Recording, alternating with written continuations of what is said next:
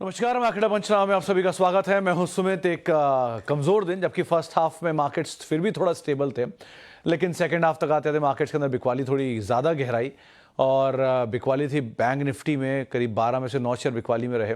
Front line Nifty में जहां pressure देखने को मिला, निफ्टी बैंक, निफ्टी, सेंसेक्स सब में दबाव था। मिड कैप स्मॉल कैप पहले होल्ड कर रहे थे, लेकिन बाद में वहाँ बिकवाली इंटेंस हुई और इंटेंसिटी इतनी ज़्यादा थी कि करीब 800 शेयर तेज़ी में थे और करीब 1500 शेयरों के आसपास की बिकवाली वहाँ बनते हुए दिखाई पड़ी। तो सेकंड हाफ में मिड कैप स्मॉल कैप की इंटेंसिटी और एक्सटेंड होते हुए दिखाई पड़ी। क्यूज़ वीक थे। पहले तो अंतर्राष्ट्रीय बाजारों के संकेत कमज़ोर थे, उसका एक इम्पैक्ट था। फ्राइडे का दिन था, तो भारतीय बाजारों में जितने कैरी थी पोजीशंस, वो भी हल्की होते हुए दिखाई पड़ी।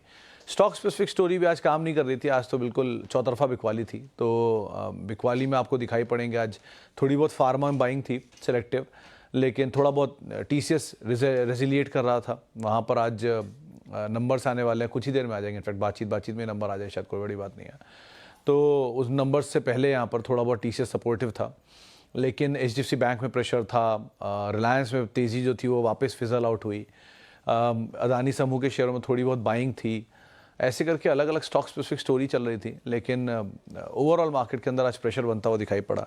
और जो वीकनेस है वो अभी तो बाजार में कामकाज कर ही रही थी एटलीस्ट आज के सत्र के लिए। अगले हफ्ते से आप दो बड़े इवेंट आज ही शाम को आ जाएंगे। पहला तो टीसीएस है, उसके नंबर्स आएंगे तो बहुत हद तक आईटी की दिशा दशा तय कर देगा। इनफैक्ट नंबर आ भी गए। मुनाफा आया 12,240 करोड़, 12,080 करोड़ के मुनाफे का एक आंकड़ा था। उससे बेटर साइड पर नंबर आता हुआ दिखाई पड़ा है टीसीएस का। इसके अलावा जो बाकी अगर अनुमान के नंबर्स, बाकी नंबर्स को देखा जाए तो उसमें एबिटा के नंबर्स अभी पेंडिंग है। दो नंबर्स क्रूशल रहेंगे। पहला नंबर था कि वो कांस्टेंट करेंसी ग्रोथ का नंबर क्या आता है एक, और दूसरा नंबर जो है वो होगा कि डॉलर रेवेन्यू किस तरह के आते हुए दिखाई पड़ते हैं। तो आय करीब 61,200 करोड़ रुपए के आसपास आई है। 61,400 करोड़ का अनुमान था, अनुमान से स्लाइटली नीचे आए हैं, लेकिन मुनाफा अनुमान से बेटर साइड पर दिखाई पड़ रहा है। अब कांस्टेंट करेंसी का नंबर क्रूशल होगा, वो कैसा देखने को मिलता है, और डॉलर रेवेन्यू का नंबर। एबिट फ्रंट पे 15,900 करोड़ का अनुमान से बेटर है। 15,500 करोड़ का एबिट का अनुमान था, 15,900 आया है। और एबिट मार्जिन भी 25% था, अनुमान 26% आया। तो अनुमान से बेटर ऑपरेटिंग परफॉर्मेंस सो फार दिखाई पड़ रही है। बिटवीन द लाइन कैसे हैं वो भी है। 28 रुपये पर शेयर डिविडेंड जिन शेयर होल्डर्स के पास है उनके लिए एक अच्छी खबर कि 28 रुपये पर शेयर का डिविडेंड भी आया है। चलिए अब आगे सवाल जवाब का सिलसिला शुरू कर लेते हैं और बातचीत कर लेते हैं कुछ सवालों को लेकर भी। संयम कुच्चल साहब का एक सवाल है। डीएलएफ टाटा मोटर्स में 20-20 शेयर फ्री के हैं, इन्हें सेल करके एशियन पेंट और डाबर ले सकते हैं क्या 3 साल के लिए? 3 साल से नहीं चले हैं और कुछ बल्क में स्टॉक बताएं। सर बल्क में लेने लायक है तो एशियन पेंट्स है, आप पूछ रहे हो क्योंकि, तो इसलिए बता रहा हूँ। लेकिन इनको बेच के मत लेना। बल्क इसलिए भी नहीं बोल रहा चाहता हूँ मैं कभी, क्योंकि बाजार है वो किसी को भी कभी भी गलत कर सकता है। मैं भी क्या, कोई भी गलत हो सकता है, मार्केट्स है। सो इसीलिए बल्क में कभी जाने की राय किसी को नहीं देता मैं, क्योंकि हो सकता है यहाँ पे आप ले लो, शेयर बाजार और नीचे आ जाए, फिर आप बोलोगे कि आपने दिला दिया नीचे आ गया। तो आप, मैं गलत होने के लिए हमेशा तैयार हूँ, इसलिए आप लोगों को भी प्रिपेयर करके रखता हूँ कि आप भी थोड़ा गलत होने के लिए तैयार रहो। बेटर इस थोड़ा रियलिस्टिक होने में कोई बुराई नहीं है। तो अगर मान लीजिए आप बल्क लेने की गुंजाइश देख भी रहे हैं एशियन पेंट्स में, तो आप ये कर सकते हैं कि अपना आधा हिस्सा यहाँ डाल दीजिए और छोटे छोटे चंक के लिए हिस्से तैयार रखिए। किसी किसी फॉल में हल्के हल्के फॉल आए भले ही, उनको आप ऐड करिए। जहाँ पर बहुत ज़्यादा बुरे दौर देख रहे हो, जिनको कोई नहीं पूछ रहा और हर इन्वेस्टर को नापसंद आ रहा है जो स्टॉक अच्छी क्वालिटी का, ऑब्वियसली उनको आप पहले प्रेफरेंस दो, वो ज़्यादा बेटर सिचुएशन में है। तो एशियन पेंट इसलिए मैंने नाम लिया कि वो बहुत साल से चला नहीं है, 3 साल से एक ही जगह पर है। इसमें जी एंटरटेनमेंट नहीं आता, जी एंटरटेनमेंट 16 साल से वहीं पर ही है, 18 साल से, तो उसको तो मत ही लगाना हाथ, क्योंकि वहाँ पर कोई कुछ नहीं बदलाव होने वाला। लेकिन एशियन पेंट्स या इवन डीवी स्लैब, इनमें आप समय दे सकते हो। एचडीएफसी बैंक, इनमें कोई प्रॉब्लम नहीं है। एचडीएफसी बैंक थोड़ा चल गया नीचे से, लेकिन अदरवाइज वापस नीचे मिल जाए ज़्यादा बेटर बेट है। अपनी एग्जिस्टिंग पोजीशन से निकल के उनमें जाना ये लॉजिकल नहीं दिख रहा है। सो उसको आप एक बार को देख लेना। आगे बढ़ते हैं और इंश्योरेंस स्पेस में sir HDFC Life is better. Tiyas साहब, दो आईसीआईसीआई प्रूडेंशियल भी ख़राब नहीं है, लेकिन बेटर इज, अगर आप शेयर के हिसाब से सोचोगे तो आईसीआईसीआई प्रूडेंशियल इज़ बेटर। अगर आप कंपनी के हिसाब से सोचोगे तो एचडीएफसी लाइफ इज़ बेटर, क्योंकि उसके पास ज़्यादा बड़ा मार्केट शेयर आ रहा है कंपेरेटिवली आईसीआईसीआई प्रूडेंशियल के। लेकिन वैल्यू वाइज सस्ते और महंगे के हिसाब से अगर आप सोच रहे हो तो HDFC लाइफ थोड़ा महंगा है, ICICI प्रूडेंशियल कंपेरेटिवली थोड़ा सस्ता है, SBI Life and ICICI Prudential. So आपने HDFC लाइफ ले रखा है या ICICI प्रूडेंशियल, होल्ड आप दोनों ही कर सकते हो, but better position ICICI prudential है ऑब्वियसली। लेकिन अब अच्छे अर्निंग दे गया HDFC लाइफ तो शायद वैल्यू सस्ते हो जाए।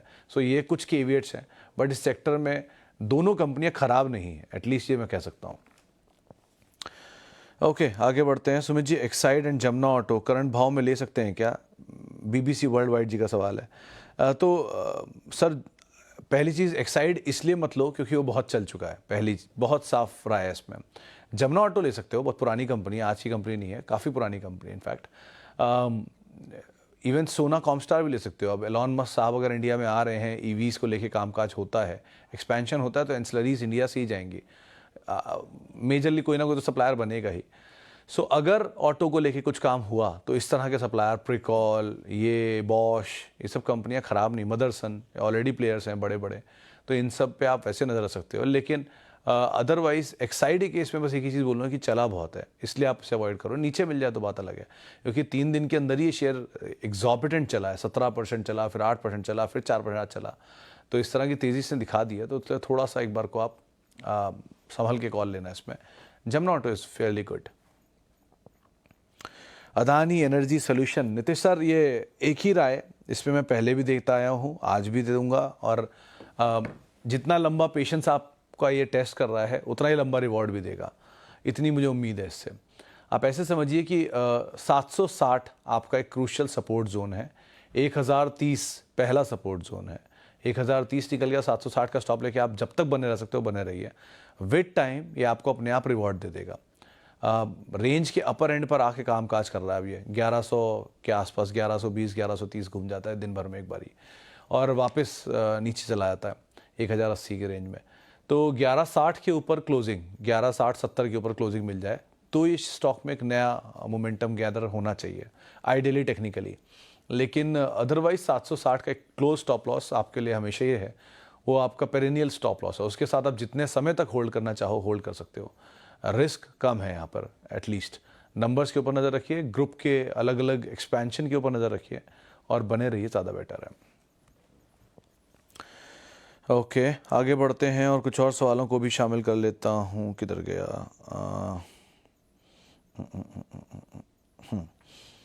ओके, इसके अलावा sir, I have 50 share of TTK health care 1401। काबर साहब, मेरे ख्याल से तो बने रहो, बहुत चला नहीं है ये ग्रुप की दोनों कंपनियां, प्रेस्टीज भी नहीं चला और हेल्थ केयर भी नहीं चला, होल्ड करो। बट ये मोमेंटम बेस्ड स्टॉक है, इक्विटी छोटा है, तो जब ये चलने पे आएगा तो एकदम से चलता है। सो बहुत रिस्क आपके पास है नहीं, सो इसलिए बने रहने में कोई खास हार्म है नहीं, अच्छी कंपनी है ऐसे इन टोटल ये। Okay, hello Sumit sir, it's my pleasure to have an amazing, thank you Murad साहब, बहुत बहुत शुक्रिया इस तरह की हौसला अफजाई के लिए। Please give your views on fresh entry in JSPL। तो मुराद साहब देखो, इस कंपनी का पुराना ट्रैक रिकॉर्ड आपको पता ही होगा क्या है। ये मतलब अब 2008 से 14 के बीच की ड्यूरेशन जो है, उस ड्यूरेशन में इसकी सिचुएशन बहुत ख़राब थी, हायर डेट थे, लॉस ख़राब थे, और कुछ कोल स्कैम वगैरह में नाम भी था। सो इस चक्कर में बहुत टूटा था, टूट के सिंगल डिजिट डबल डिजिट में भी आ गया था, 60-70 रुपये तक शेयर पहुंच गया था, वहाँ से वापस रिकूप किया इसने। सो कंपनी इन टोटल वैसे ठीक है, उन सब पार्ट्स को अगर हटा दिया जाए, बहुत खुद तक क्लीन भी किया इन्होंने अपने आप को, नंबर्स भी ठीक हैं, कैपेसिटी भी अच्छी है। सो आप होल्ड करना चाहो होल्ड कर सकते हो, और लेना चाहो तो आप थोड़ा थोड़ा लेना।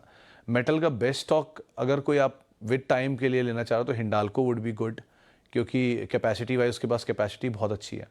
सो हिंडाल्को अच्छा है, JSW स्टील अच्छा है, मतलब ये नवीन जिंदल साहब की कंपनी है JSPL, और JSW सजान जिंदल साहब की कंपनी है। सो कंपनियां दोनों अच्छी हैं, JSW स्टील भी एंड JSPL भी। पहले कभी ये मतलब मेरी क्योंकि पॉलिटिकल समझ कम है, लेकिन पॉलिटिकल गलियारों में ये बात होती थी कि JSW steel is UPA side, NDA side माफ़ कीजिएगा, और JSPL वॉज UPA साइड। लेकिन अब विद टाइम दोनों ही NDA साइड आ गए। सो वो भी एक अगर आप उस आधार पे मानना चाह रहे हैं तो भी एक नाम हो सकता है। बट अदरवाइज कंपनी ठीक है, कैपेसिटीज़ भी अच्छी ऐड की इन्होंने रिसेंटली, और नंबर भी अच्छे थे, डेट को भी रीपे किया थोड़ा बहुत पहले से।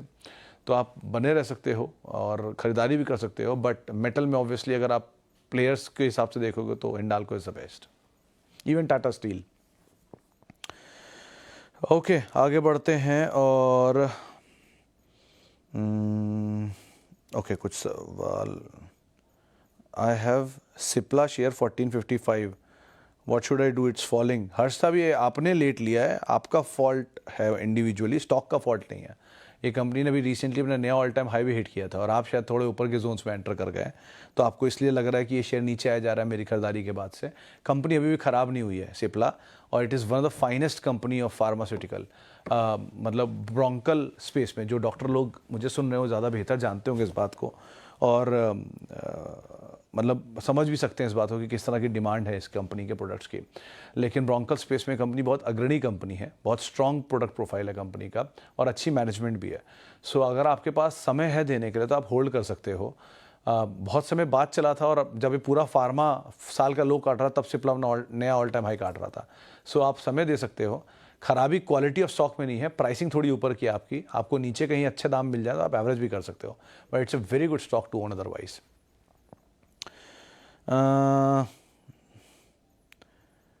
आसिफ जी का सवाल है कि Sumit ji please suggest some undervalued stocks right now. Asif ji आप एक बात बताओ, मतलब मैं कोई दिव्य दृष्टि लेकर तो पैदा हुआ नहीं हूँ कि मेरे को कुछ ऐसा दिख जाएगा जो किसी को नहीं दिख रहा। मार्केट है, everybody knows very well, I am just a small part of it.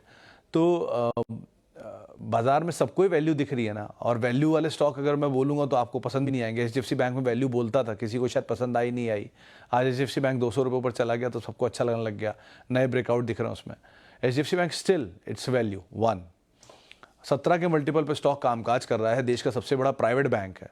आप कैसे उसे अवॉइड कर सकते हैं, इस फैक्ट को कैसे अवॉइड कर सकते हैं? सबसे बड़ा प्राइवेट बैंक है, चला नहीं है इसलिए वो बुरा हो गया ना, ठीक है, जिस दिन चल जाएगा तो बड़ा हो जाएगा, उसमें क्या है।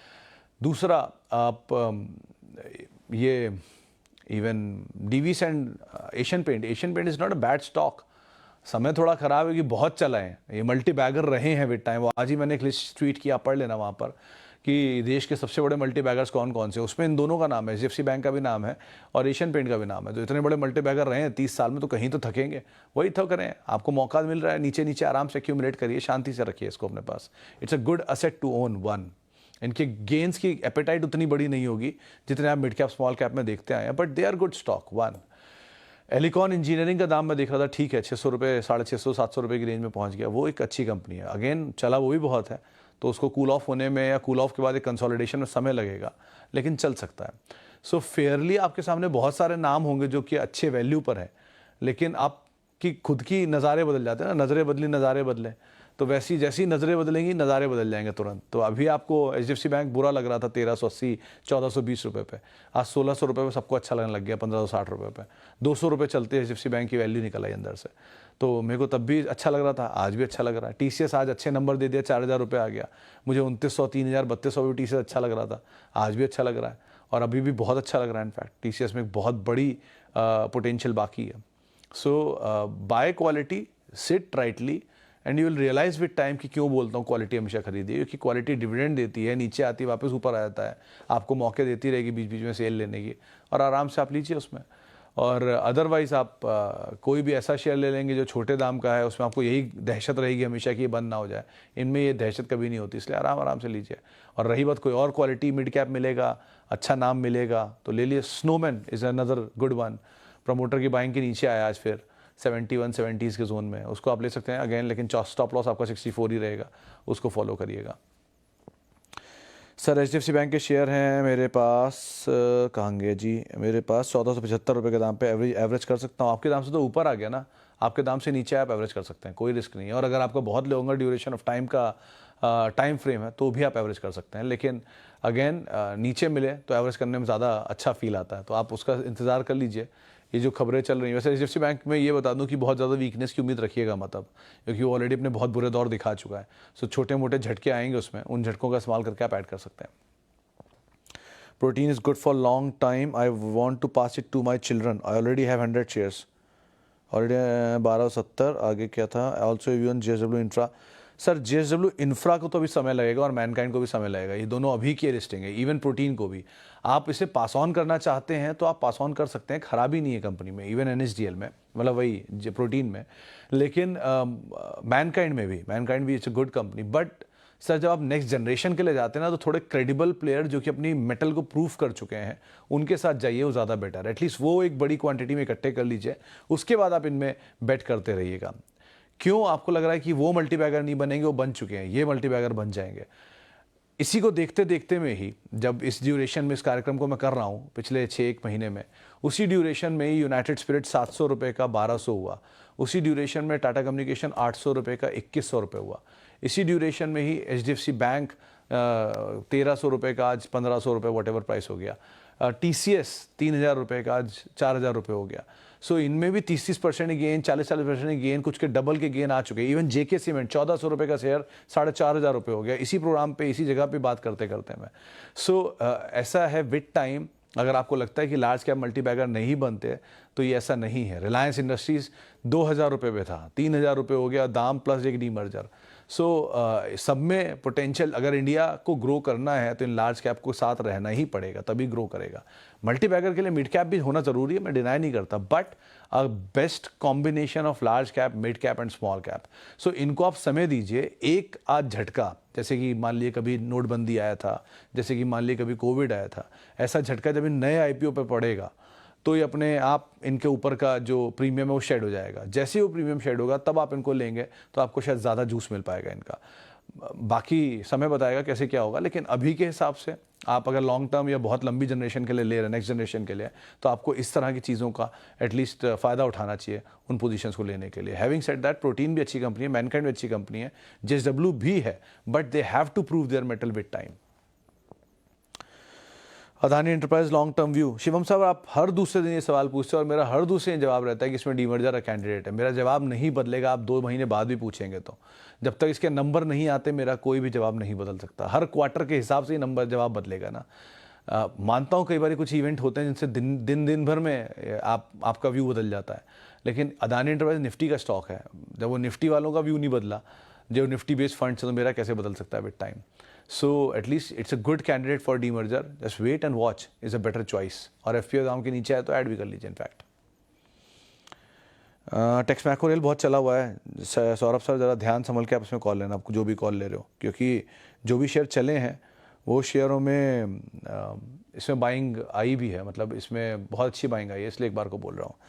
हर्षद साहब का सवाल है, Happiest Mind promoter FPI mutual fund have continue to decrease holding because of QIP. Sir क्योंकि क्यूआईपी आया था तो क्यूआईपी में शेयर कौन देगा, या तो प्रमोटर देंगे, एफपीआई देंगे, तभी तो कोई पार्टिसिपेट करेगा। सो इसलिए इनकी होल्डिंग्स के अंदर चेंज आया ऐसा। बाकी इस क्वार्टर के नंबर पे आप नज़र रखिए, मेरे ख्याल से, क्योंकि टीसीएस के नंबर अच्छे हैं। अगर अभी तक जो मुझे दिख रहा है, बाकी ऊपर जाऊंगा पढ़ूंगा तब पता चलेगा, क्योंकि कांस्टेंट करेंसी के नंबर्स अनुमान से थोड़ा सा नीचे दिख रहे हैं मुझे।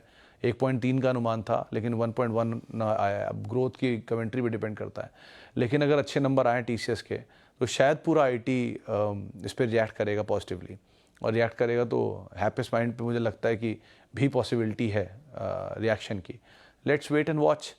बाकी अर्निंग इस बार की अगर इंप्रूव होकर आती है तो एक और क्वार्टर होगा जबकि अर्निंग इंप्रूव हो रही है, शेयर नीचे है। सो माइट भी रिएक्शन वुड बी गुड, तो आप एक बार को नज़र रखना अदरवाइज के ऊपर। बट अगेन इस मार्केट में स्टॉप लॉस जरूर रखना, चाहे कोई पोजीशन हो आपकी, अगर आप ट्रेडर हो तो ऑब्वियसली। ओके जी, आगे बढ़ते हैं। सर काइंडली एडवाइस, और जो शेयर एनसीएलटी में जाकर डीलिस्ट हो जाते हैं उन शेयरों पर रिफंड मिल सकता है? Like I have Reliance capital, DHFL, श्रेष्ठ विनायक, जेपी इंफ्रा, पुंज लॉयड, ऑस्ट्रल कोक। सचिन सर, पहली चीज़ आपने जो भी सीखा है इस पूरे एपिसोड में, जहां आपने इतने सारे नामों को गिना है, आप प्लीज़ सबको बताना कि मार्केट का ये हिस्सा भी एक है जिसमें लोगों के पैसे डूबते हैं और बहुत बुरी तरह डूबते हैं। ये सब नाम, चाहे दीवान हो, रिलायंस इंफ्रा हो, चाहे जेपी इंफ्रा हो, ये सब एक ज़माने में बाजार के डार्लिंग्स थे और इन सब में पैसा डूबा है। सो मतलब I can not do much for you, लेकिन ठीक है, इट्स अ लर्निंग, हम सब ने सीखा है। आप अभी वेट करो, क्योंकि कुछ कंपनियां जैसे अभी स्वान एनर्जी, स्वान डिफेंस बन रही है, तो रिलायंस डिफेंस के शेयर होल्डर को उन्होंने पैसा दिया है। तो ऐसे कुछ शेयर अगर अच्छे से एक्वायर कर लेते हैं तो उनके प्रमोटर अगर चाहते हैं तो दे देते हैं पैसा। बाकी कम मिले ज़्यादा मिले नहीं कह सकता। ऐसे रुचि सोया में मिला, रिलायंस नेवल में मिला, तो बहुतों में मिला, बहुतों में नहीं मिला, सो इसलिए कहना मुश्किल है, बट एज ऑफ नाउ तभी आप होल्ड करिए। And you must tell everybody कि बाज़ार में सिर्फ अच्छी अच्छी चीज़ें नहीं होती, बहुत बुरी बुरी चीज़ें भी होती हैं। इसी के साथ अब फिलहाल मार्केट पंचनामों को ही समेटेंगे, एक ब्रेक का वक्त है। लेकिन अगर आप भी हमारे साथ जुड़ना चाहते हैं तो @सुमित रिसर्च मेरा ट्विटर हैंडल है। किसी भी आवाज़ के सोशल मीडिया प्लेटफॉर्म पे यानी कि यूट्यूब, फेसबुक, इंस्टा, आप हमारे साथ जुड़ सकते हैं। और किसी भी निवेश से पहले अपने वित्तीय सलाहकार की राय आप ज़रूर ले लें। आप लोगों से अगले हफ्ते मुलाकात होगी। फिलहाल के लिए इतना ही, नमस्कार।